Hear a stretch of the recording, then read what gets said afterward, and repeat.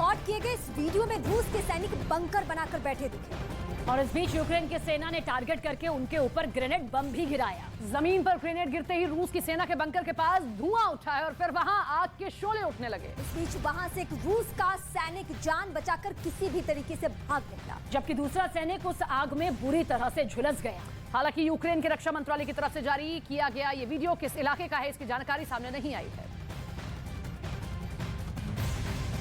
NATO की मदद से मिल रहे हथियारों के दम पर यूक्रेन रूस को टक्कर दे रहा है और इस बार ब्रिटेन से ब्रिमस्टोन मिसाइल की खेप यूक्रेन पहुंची, जो यूक्रेन की सेना को जंग के मैदान में मजबूती देगी। बारूदी इस दम के बीच ब्रिटेन रक्षा मंत्रालय ने रूस की तरफ से यूक्रेन पर KH-55 मिसाइल अटैक के आसार जताए हैं।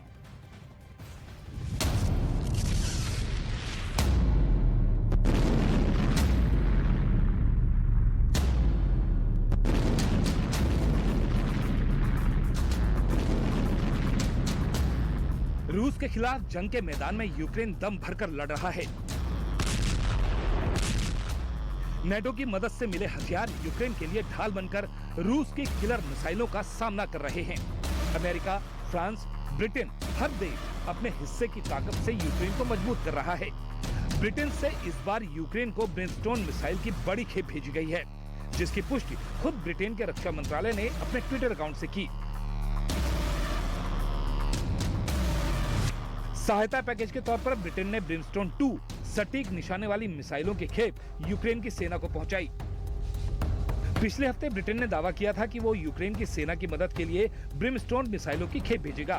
ब्रिटेन के रक्षा मंत्रालय का दावा है कि यूक्रेन को जमीन से हवा में मार करने वाली 1000 मिसाइलों को यूक्रेन भेजा गया है। साथ ही ब्रिटेन ड्रोन और क्रूज मिसाइलों से भी यूक्रेन की मदद करेगा।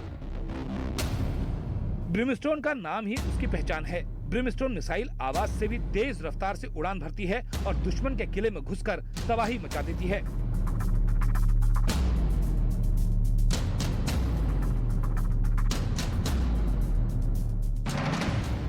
ब्रिमस्टोन मिसाइल अचूक निशाना लगाने के लिए जानी जाती है। ब्रिमस्टोन की मारक क्षमता 60 किलोमीटर है और एक मिसाइल की कीमत करीब 1 करोड़ रुपए है। इस वक्त जर्मनी, सऊदी अरब के बारूदी गोदाम को ब्रिमस्टोन ने मजबूत किया है।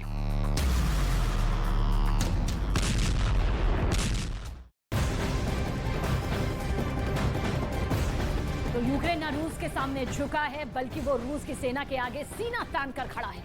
इसमें उसकी मदद नेटो देश कर रहे हैं, जो लगातार यूक्रेन को रूस से लड़ने के लिए हथियार मुहैया करा रहे हैं।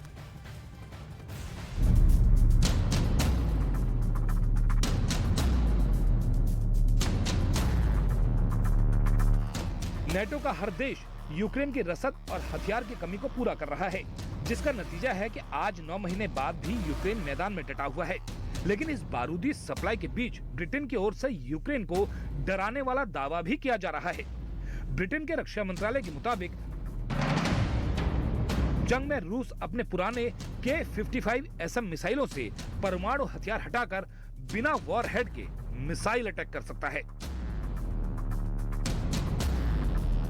यूक्रेन के खिलाफ जंग लड़ रहे रूस ने यूक्रेन के आसमान में अब तक अपने सबसे घातक हथियारों की गूंज सुना दी है। बस्तियां खाक हो गई हैं और घर खंडहर में तब्दील हो चुके हैं और अब रूस पुराने हथियारों के दम पर भी यूक्रेन में अपना डर कायम करने की फिराक में है। KH-55 SM सोवियत काल में बना सबसोनिक क्रूज मिसाइल है, जिसकी रेंज 2500 किलोमीटर है। KH-55 SM 200 किलोटन परमाणु वॉरहेड के साथ अटैक कर सकता है। पुतिन किसी भी कीमत पर जंग में हार बर्दाश्त नहीं करेंगे। रूस की KH-55 को घातक हथियारों में गिना जाता है। ये पुतिन का वो तरकश तीर है जिसका वार कभी खाली नहीं जाता। अगर KH-55 से अटैक होता है तो बर्बादी तय है।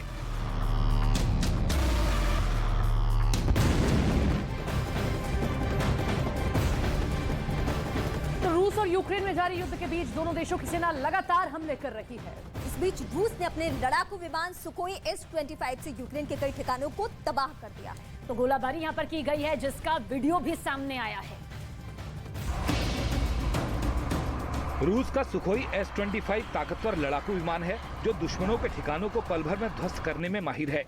जंग के बीच रूस के रक्षा मंत्रालय ने एक वीडियो जारी किया है जिसमें रूस के सैनिक अपने फाइटर जेट सुखोई S-25 से शक्ति प्रदर्शन करते नजर आए। उड़ान से पहले बकायदा दोनों फाइटर जेट्स को गोलियों से लैस किया गया। फिर सुखोई S-25 फाइटर प्लेन ने उड़ान भरी। इसके बाद उन्होंने यूक्रेन के ठिकानों को लॉक किया और असॉल्ट राइफल से टारगेट को पूरी तरह बर्बाद कर दिया। दावा किया जा रहा है कि यूक्रेन के पास इस समय इतना शक्तिशाली एयर डिफेंस नहीं है जो Su-25 को मार गिराए, जिससे यूक्रेन की सेना के लिए अब बड़ी मुश्किल खड़ी हो सकती है।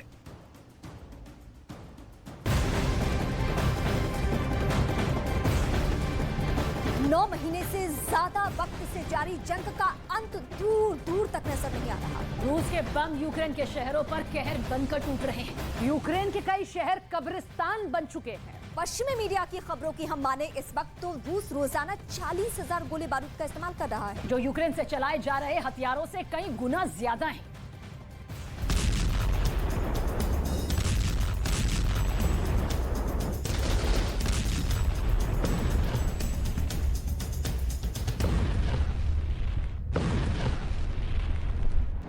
महायुद्ध में बमों की बारिश हुई, तोप का दम दिखा, फाइटर जेट की गरज सुनाई दी।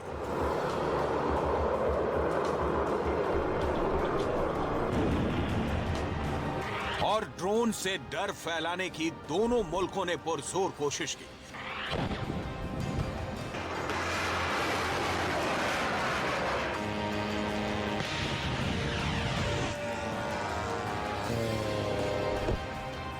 इस युद्ध में दुनिया ने वो सब देखा जो आज तक किसी युद्ध में ना देखा था, ना ही उस कहर के बारे में सोचा था।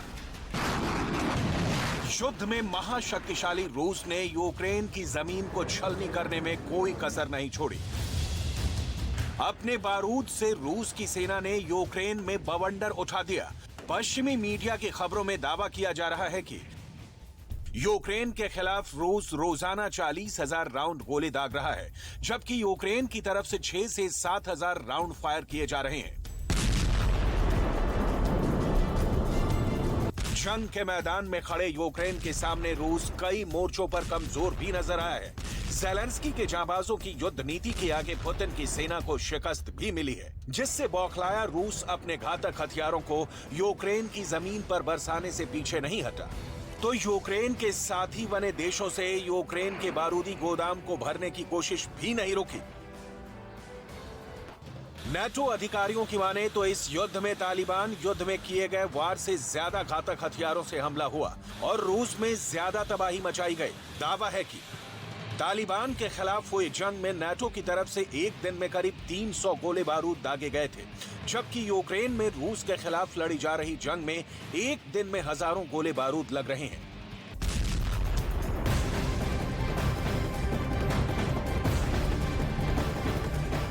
रूस से महाजंग में अमेरिका ने यूक्रेन से अपनी दोस्ती को पूरी शिद्दत से निभाया है। यही वजह है कि यूक्रेन को हथियारों की कमी नहीं हुई है। कहने को यूक्रेन छोटा सा देश है, लेकिन वो रूस जैसी बड़ी महाशक्ति का डटकर मुकाबला कर रहा है।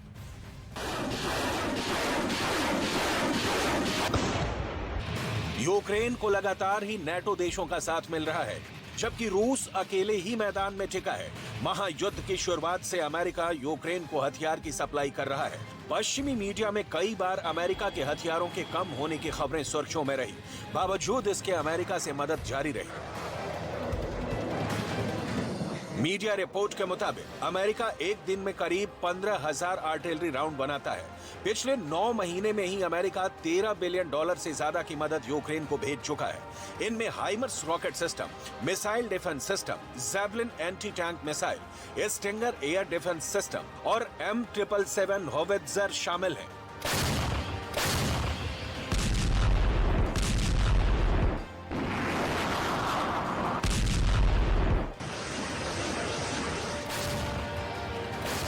ये जरूर है कि इन हथियारों के यूक्रेन पहुंचने से अमेरिकी गोदामों में बड़े पैमाने पर जगह खाली हुई है।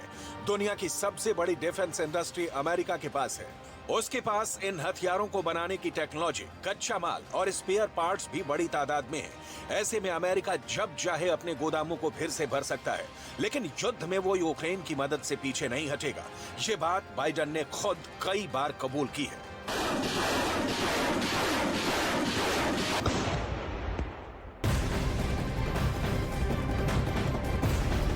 बेलारूस के वित्त मंत्री की रहस्यमय तरीके से मौत हो गई है और जिस मौत का जिक्र किया जा रहा है व्लादिमीर मेकी की मौत से एक बार फिर रूस सरकार पर सवाल खड़े हो रहे हैं। आधिकारिक तौर पर जो बातें निकलकर सामने आ रही है उसका जिक्र हम करते हैं। उनकी हार्ट अटैक से मौत की बात कही जा रही है।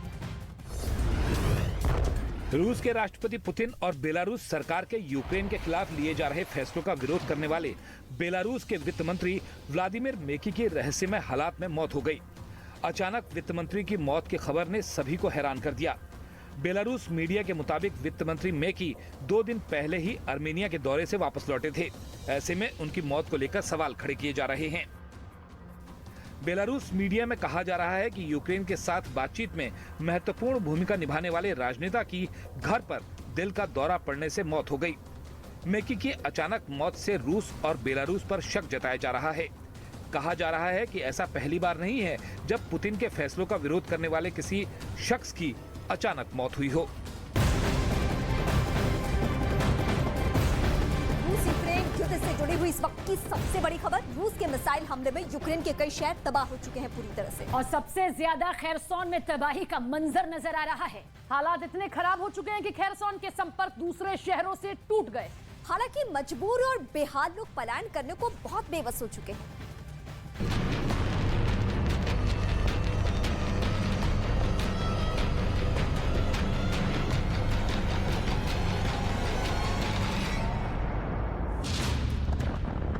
बीते 9 महीने से जारी अंतहीन युद्ध में किसकी जीत होगी, किसको हार मिलेगी, ये समय तय करेगा।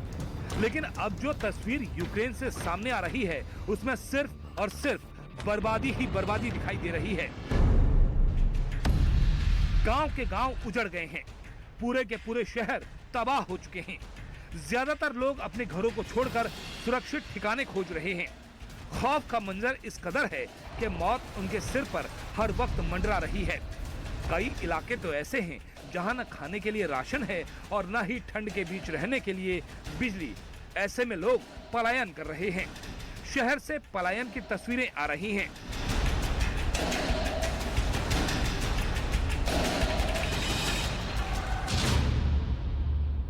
कई गुना ताकत से यूक्रेन पर वार। हमले में न पुल बचे न पावर हाउस। पलायन की तस्वीरें आपको दिखाएंगे, उससे पहले आपको ये तस्वीर देखनी चाहिए। टूटा हुआ ये पुल एंटोनिवस्की ब्रिज है, जो खेरसोन से यूक्रेन की निप्रो नदी पर मुख्य क्रॉसिंग पॉइंट था।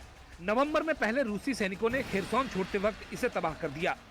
खेरसोन छोड़ते वक्त जब रूस की सेना ने इस पुल को तबाह किया तो दावा किया गया कि रूस की सेना ने पुल को इसलिए उड़ाया ताकि यूक्रेन की सेना उनका पीछा न कर सके। लेकिन रूस के मंसूबे उससे भी ज्यादा खतरनाक थे, जो अब यूक्रेन को समझ आ रहे हैं। दरअसल रूस ने पहले खेरसोन खाली किया और फिर अलग अलग शहरों में ताबड़तोड़ मिसाइल अटैक करके उसके पावर हाउस तबाह कर दिए। अब खेरसोन का लिंक दूसरे शहरों से टूट चुका है। ऐसे में खेरसोन में न तो खाने पीने की चीजें पहुंच रही हैं और न ही पावर हाउस को ठीक करने के लिए जरूरी मशीनें।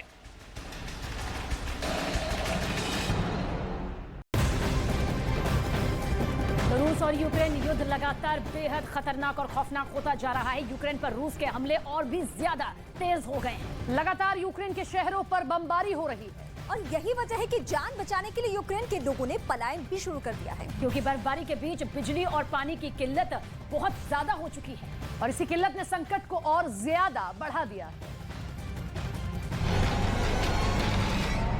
भयंकर सर्दी के बीच जारी जंग में खेरसोन की मुश्किलें तमाम हैं। लोगों के घर तबाह हो गए हैं, बिजली आपूर्ति ठप है और लोगों के पास रहने के लिए छत तक नहीं है। रूसी बमबारी, कड़ाके की ठंड और बिजली, पानी या हीटिंग की कमी के बीच लोग अब खेरसोन छोड़कर जा रहे हैं। लेकिन उनके सामने सबसे बड़ा सवाल यही है कि बर्बादी हर तरफ बरपी है, जाएं तो कहां? खेरसोन शहर के बाहरी इलाकों में ट्रकों, वैन और कारों की कतार, कुछ टोइंग ट्रेलर और दूसरे सामानों को ले जाने की कतार 1 किलोमीटर से भी ज्यादा फैली हुई है। यूक्रेन ने हाल के दिनों में खेरसोन में विशेष रूप से ताबड़तोड़ गोलीबारी के और उधर यूपी की राजधानी लखनऊ में एक घर में भीषण आग लगने से हड़कंप मच गया है। घटना विकास नगर के सेक्टर 4 की है, जहां आग लगने के बाद अफरा तफरी का माहौल हो गया और बुजुर्ग महिला इसमें फंस गई, जिसके बाद दमकल कर्मियों को इसकी खबर दी गई और इस बीच स्थानीय लोगों की मदद से बुजुर्ग महिला का रेस्क्यू शुरू कर दिया गया। बताया गया कि शॉर्ट सर्किट की वजह से घर में चिंगारी भड़की और फिर देखते ही देखते आग ने विकराल रूप भी अख्तियार कर लिया, जिसमें घर का सामान देखिए किस तरह से जलकर राख हो गया।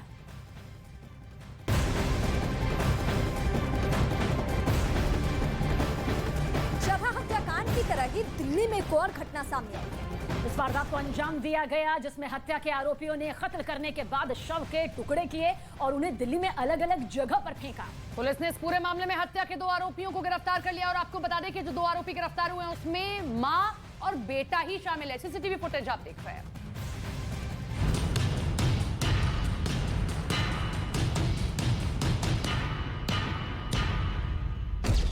दिल्ली में फिर हुई सनसनीखेज वारदात।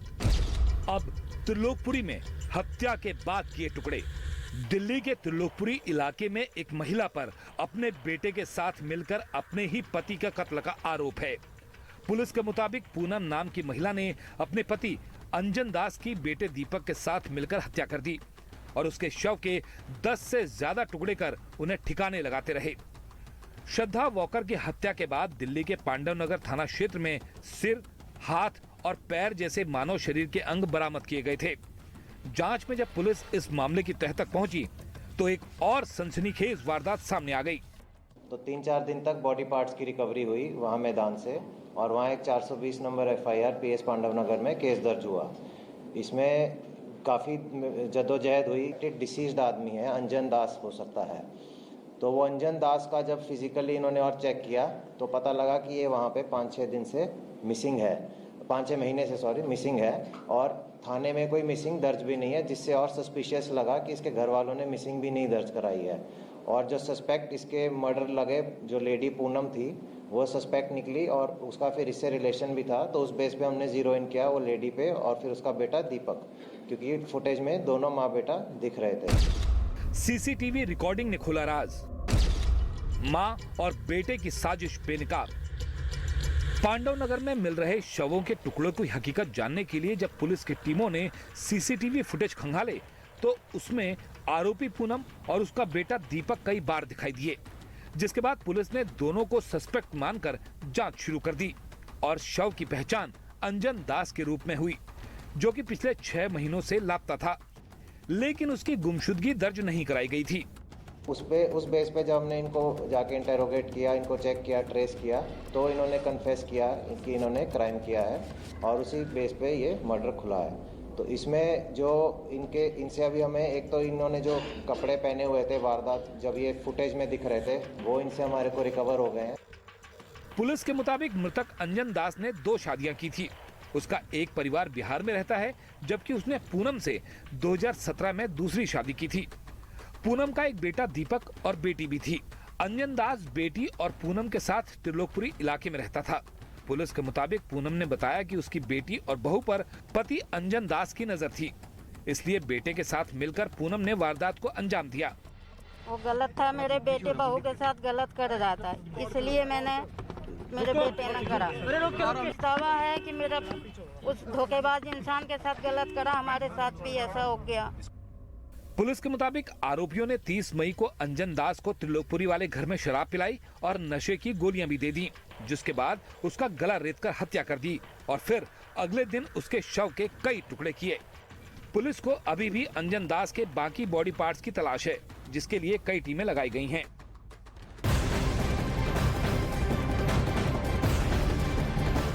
बिहार के रोहतास जिले में भीषण सड़क हादसा हो गया है, जिसमें तेज रफ्तार ट्रक ने 2 मोटरसाइकिल सवारों को कुचल दिया। इस मौके पर ही उनकी मौत हो गई। बिहार के रोहतास में ये दर्दनाक सड़क हादसा तेज रफ्तार की वजह से। रोहतास जिले के चिनारी इलाके में एक तेज रफ्तार ट्रक ने 2 मोटरसाइकिल सवारों को टक्कर मार दी, जिसके बाद दोनों ट्रक में फंस गए और ट्रक उन्हें घसीटते हुए ले गया। इसके बाद ट्रक के कुचलने से मौके पर ही उनकी मौत हो गई। इस दौरान ट्रक में भी आग लग गई, जिसका वीडियो सामने आया है। इस वीडियो में ट्रक धू-धू कर जलता दिखा। मृतकों की पहचान हो गई। दोनों आपस में फुफेरे और ममेरे भाई थे। एक शादी समारोह से लौटते वक्त वो भीषण हादसे का शिकार हो गए। एक ही परिवार के 2 लोगों की मौत से घर में मातम का माहौल है।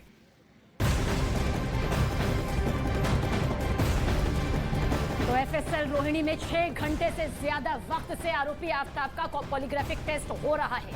और इस वक्त की सबसे बड़ी खबर ये आप देख रहे हैं श्रद्धा मर्डर केस से जुड़ी, जहां पर दिल्ली पुलिस के मुताबिक श्रद्धा की हत्या में इस्तेमाल किया गया हथियार बरामद हो गया है। और ये बहुत बड़ी खबर है क्योंकि एक भी एविडेंस अगर मिल जाता है तो आफ्ताब के बुरे दिन की शुरुआत हो जाएगी। श्रद्धा की एक अंगूठी भी आपको बता दें कि बरामद हुई है, जो गोल्ड की नहीं है। ये अंगूठी आफ्ताब ने श्रद्धा की हत्या के बाद एक नई गर्लफ्रेंड को गिफ्ट की थी, जो साइकोलॉजिस्ट थी।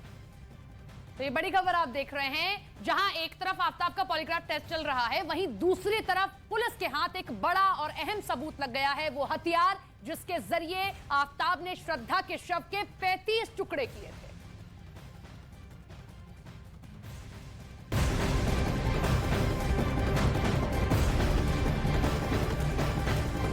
श्रद्धा मर्डर केस में दिल्ली पुलिस जैसे जैसे जांच को आगे बढ़ा रही है, हत्या के आरोपी आफ्ताब के शातिर दिमाग में साजिश की जो परत दर परत है वो खुलती जा रही है। लेकिन इस बार दिल्ली पुलिस के हाथ कुछ सबूत लगे हैं जो आफ्ताब को गुनहगार साबित करते हैं। और गुनहगार साबित करने में ये अहम हो सकते हैं और इसीलिए पुलिस की उम्मीद अब ज्यादा इस केस को लेकर बढ़ चुकी है।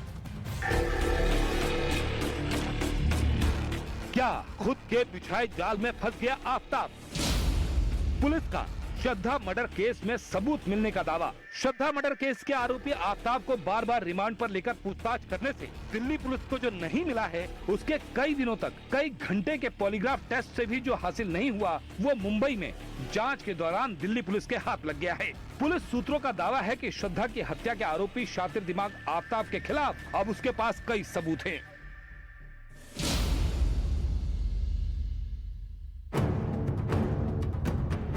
श्रद्धा मर्डर केस मामले में वसई पहुंची दिल्ली पुलिस के सूत्रों के मुताबिक 20 अक्टूबर को वसई पुलिस ने पूछताछ के लिए आफ्ताब को कॉल की थी, जिसके बाद वो अलर्ट हो गया और उसने बचे सबूतों को तेजी से मिटाना शुरू कर दिया। 20 अक्टूबर से 23 अक्टूबर के बीच श्रद्धा का मोबाइल एक्टिव था, लेकिन 23 अक्टूबर को मानिकपुर पुलिस स्टेशन जाने से पहले आफ्ताब ने श्रद्धा के फोन को वसई क्रीक समुद्र में फेंक दिया। दिल्ली पुलिस के मुताबिक वसई पुलिस ने आफ्ताब से पूछताछ के दौरान उसके मोबाइल फोन और अन्य गैजेट्स की जांच नहीं की थी।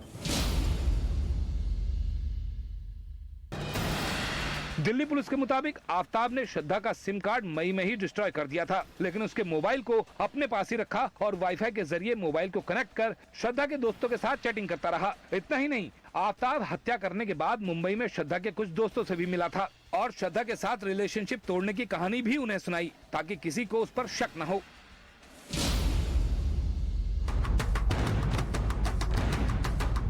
मानिकपुर पुलिस के पूछताछ के बाद आफ्ताब 4 नवंबर को दिल्ली वापस आया और बचे हुए सबूतों को मिटाने में लग गया। वहीं श्रद्धा की हत्या में इस्तेमाल किए गए हथियार को भी उसने मानिकपुर पुलिस की पूछताछ के बाद ही ठिकाने लगाया था। आफ्ताब ने पूरी प्लानिंग बहुत ही शातिर तरीके से की थी, लेकिन पुलिस को मिले इन सबूतों से उसकी ये प्लानिंग उसके गुनाहों को साबित कर सकती है। इसलिए दिल्ली पुलिस हत्या के आरोपी आफ्ताब की प्लानिंग की एक एक कड़ी जोड़ रही है और एक एक किरदार की तलाश कर रही है।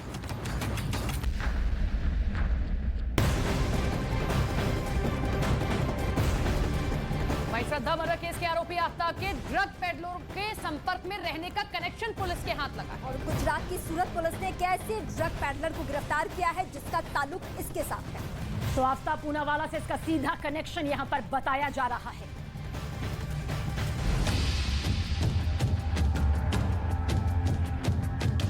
फैजल मोमीन नाम के एक ड्रग पेडलर को गुजरात की सूरत पुलिस ने गिरफ्तार किया है। पुलिस का दावा है कि फैजल और आफ्ताब क्लोज फ्रेंड हैं। पुलिस को शक है कि फैजल उसे ड्रग भी सप्लाई करता था।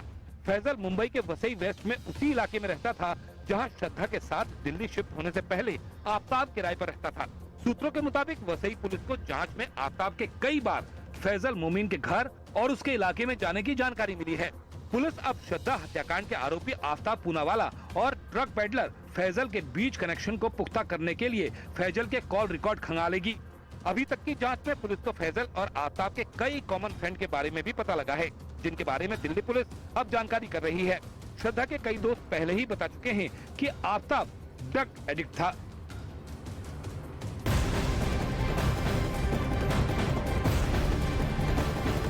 यूपी के चित्रकूट में एक जीजा का मजाक बहुत भारी पड़ गया जो अपने साली से उसने किया। तो यूपी के चित्रकूट जिले की ये पूरी खबर है, जहां पर ससुराल पहुंचे एक शख्स ने किस तरह से अपने रिश्तेदारों के बीच हंसी मजाक करना उस पर भारी पड़ गया।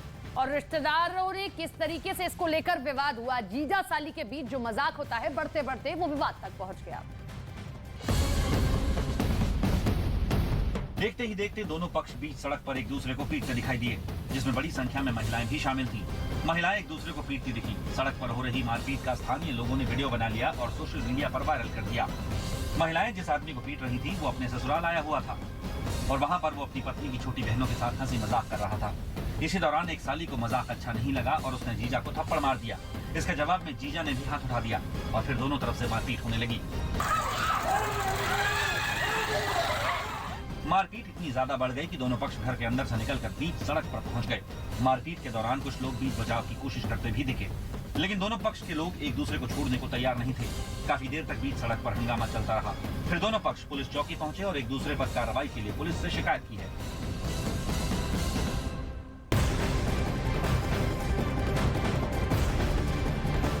जम्मू कश्मीर में बर्फबारी की वजह से कड़ाके की ठंड पड़ रही है। उत्तरी कश्मीर के तंगमार्ग से जो वीडियो सामने आया उसमें नदी और नालों का पानी जम गया है, क्योंकि यहाँ का तापमान -2 से 3 डिग्री नीचे पहुंच चुका है, जिससे लोगों को पीने के पानी की किल्लत का सामना करना पड़ रहा है। मौसम विभाग की माने तो फिलहाल अभी घाटी में ठंड से राहत मिलने की कोई उम्मीद नजर नहीं आ रही, क्योंकि लगातार हो रही ताजा बर्फबारी से वहां पर तापमान लगातार गिरता जा रहा है।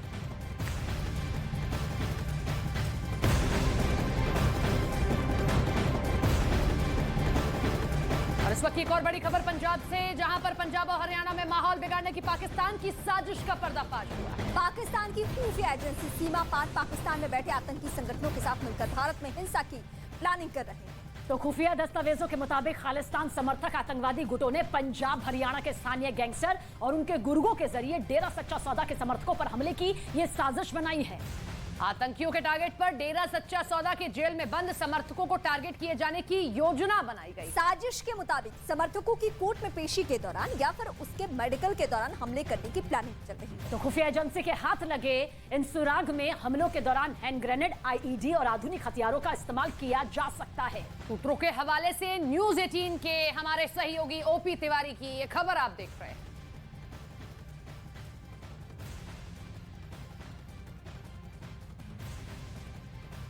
चलिए आपको बताते हैं कि आईएसआई का पूरा प्लान ये आखिर है क्या, और कैसे वो पंजाब और हरियाणा में माहौल बिगाड़ने की ये बड़ी साजिश रच रही है। दरअसल आईएसआई के निशाने पर डेरा सच्चा सौदा समर्थक है। इस वक्त डेरा समर्थकों पर हमले का बनाया गया है ये प्लान, और जेल में बंद समर्थकों पर हमला करने की ये पूरी साजिश सामने आई है।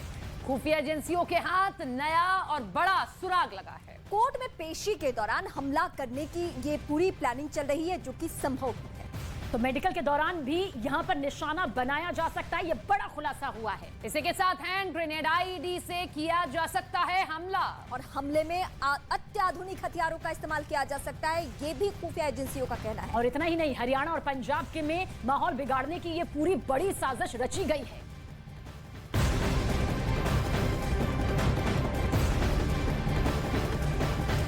तो नवी मुंबई के एक होटल में मामूली विवाद में दो पक्षों के बीच जमकर मारपीट हुई, जिसमें एक आदमी बुरी तरह से जख्मी हो गया। पुलिस ने मारपीट के आरोप में दो लोगों को गिरफ्तार कर लिया है। नवी मुंबई के एक होटल में मारपीट की घटना सीसीटीवी में रिकॉर्ड हो गई। बताया गया कि 12 लोगों का एक ग्रुप होटल में खाना खाने पहुंचा। उनमें से कुछ लोग मोबाइल फोन पर किसी को गाली गलौज कर रहे थे। वहीं दूसरी टेबल पर बैठकर खाना खा रहे एक आदमी ने उन्हें ऐसा करने से मना किया। ये बात आरोपियों को नागवार गुजरी, जिसके बाद दो लोग अपनी टेबल से उठे और उस आदमी की पिटाई कर दी। इस बीच एक और आदमी ने दोनों पक्षों को शांत करने की कोशिश की, लेकिन वो नहीं माने। इसके बाद आरोपी के साथियों ने पीड़ित के सिर पर वहां रखी प्लेट और पीने के पानी के जग से हमला बोल दिया। इसके बाद तो जिसके हाथ में जो आया उन्होंने उस आदमी की उस चीज से पिटाई कर दी। ये पूरी घटना वहां लगे सीसीटीवी कैमरे में रिकॉर्ड हो गई, जिसके बाद पीड़ित ने पुलिस में इसकी शिकायत की। सीसीटीवी वीडियो के आधार पर पुलिस ने दो लोगों को गिरफ्तार कर लिया है।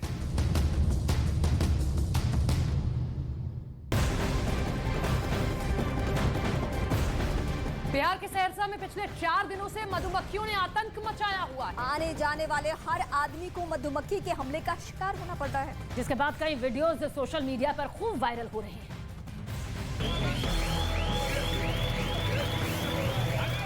सहरसा में जो आदमी इस सड़क से होकर गुजरा, उस पर मधुमक्खियों ने हमला बोल दिया, जिसके कई वीडियो सामने आए हैं, जिसमें मधुमक्खियों ने साइकिल सवार पर अटैक किया तो वो गमछे से मधुमक्खियों को हटाता हुआ नजर आया। इसके अलावा मोटरसाइकिल पर और पैदल चलने वाले भी मधुमक्खी के हमले से परेशान दिखे। बताया गया कि अब तक मधुमक्खियां 4 दिन में 2 दर्जन से ज्यादा लोगों को अपना शिकार बना चुकी हैं। यही नहीं, अचानक होने वाले हमले से मोटरसाइकिल सवार के साथ दुर्घटना होने का भी डर बन रहा है। घटना सहरसा में डीआईजी शिवदीप लांडे और एसपी लिपि सिंह के दफ्तर के बीच वाली सड़क की है। हालांकि ये मधुमक्खियां कहां से आई हैं और लोगों पर हमला क्यों कर रही हैं, इसकी जानकारी सामने नहीं आ पाई।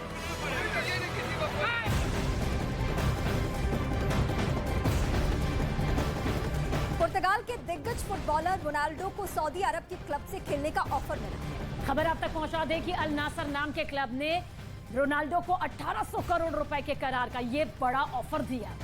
तो रोनाल्डो को ये बड़ा ऑफर। मैनचेस्टर यूनाइटेड का साथ छोड़ने के बाद रोनाल्डो किस क्लब से जुड़ेंगे, सबकी नजरें इस बात पर बनी हुई हैं। इस बीच रोनाल्डो को सऊदी अरब के एक क्लब से मेगा ऑफर मिला है। बताया गया कि रोनाल्डो के प्रतिनिधि जॉर्ज मेंडेस को सऊदी अरब के अल नासर क्लब ने 3 साल के सौदे की पेशकश की है।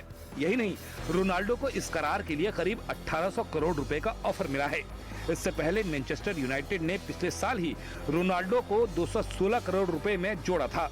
खबर है कि हाल ही में रोनाल्डो ने एक विस्फोटक इंटरव्यू दिया था, जिसमें कई मुद्दों पर मैनचेस्टर यूनाइटेड की आलोचना की गई थी, जिसके बाद उसके मैनचेस्टर यूनाइटेड छोड़ने की खबर भी सामने आई। बता दें कि 37 साल के रोनाल्डो ने मैनचेस्टर यूनाइटेड के लिए 346 मैचों में 145 गोल दागे हैं। इस क्लब से वो 2 बार खेल चुके हैं, लेकिन मीडिया रिपोर्ट से आ रही खबरों के मुताबिक अगर रोनाल्डो सऊदी अरब के क्लब से जुड़ते हैं तो फुटबॉल की दुनिया में ये बड़ी बात होगी, क्योंकि फीफा वर्ल्ड कप के इतिहास में सऊदी अरब ने पहली बार जीत हासिल की है।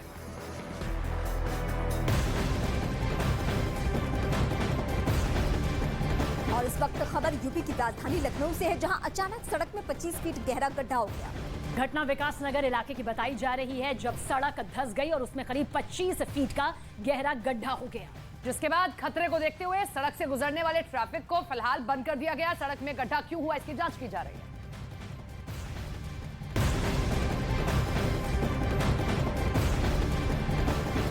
तो पंजाब में खालिस्तान समर्थक अमृतपाल की ताजा खालसा विहीर यात्रा खुफिया और सुरक्षा एजेंसियों के रडार पर है, जिसके मुताबिक इस यात्रा से पंजाब के युवाओं में खालिस्तान सेंटिमेंट पूरी तरह से जागृत किए जा रहे हैं, जिसके चलते उसे कई बार नजरबंद रखा गया और उसके सोशल मीडिया अकाउंट पर पाबंदी लगा दी गई।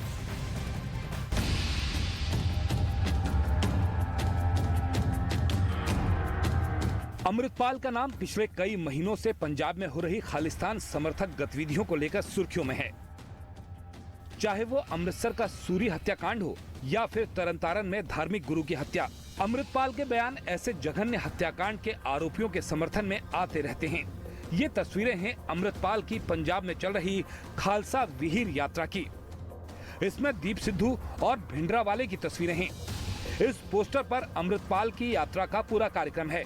इससे आगे अगर हम अमृतपाल की चल रही यात्रा की तस्वीरों पर गौर करें तो ज्यादा से ज्यादा धर्म के नाम पर पंजाब के युवाओं को इससे जोड़ने की कोशिश की जा रही है। जिस जगह इस यात्रा को रुकना होता है, ऐसे ही आयोजन कर उसे रोका जाता है। खुफिया और सुरक्षा एजेंसी के सूत्रों के मुताबिक पहले सिर्फ अपने बयानों और जलसों के लिए चर्चा में आया अमृतपाल अब और ज्यादा मजबूत मंसूबों को लेकर पंजाब की यात्रा के लिए निकल चुका है, जिसके पीछे मकसद यही है कि पंजाब के युवाओं में खालिस्तानी अलगाववाद, आतंकवाद की आग जलाना। खुफिया एजेंसी के सूत्रों के मुताबिक अमृतपाल की इस यात्रा को कई तरीके से संदिग्ध मानकर उस पर नजर रखी जा रही है। इस यात्रा की फंडिंग का सोर्स कहां से है, यानी पैसा कहां से आ रहा है। इस यात्रा के अलग अलग जिलों में आयोजक कौन हैं, क्योंकि बड़ी तादाद में एनआरआई आयोजकों की सूची में शामिल होने की खबर है। इस यात्रा से पहले और यात्रा के दौरान अमृतपाल के संपर्क में आए कौन कौन लोग हैं। यात्रा के दौरान अमृतपाल और उसके समर्थक जो स्पीच दे रहे हैं, उसका आकलन किया जा रहा है। इससे पहले अमृतपाल के बयानों के चलते उसे नजरबंद किया गया था और उसके सोशल मीडिया अकाउंट पर भी पाबंदी लगाई थी, क्योंकि उनमें खालिस्तान के समर्थन में बातें कही गई थी। अब ये यात्रा हमारे देश के खुफिया और सुरक्षा एजेंसियों के लिए आकलन का नया विषय बन गई है और बेहद नजदीक से इसके हर पहलू पर नजर रखी जा रही है।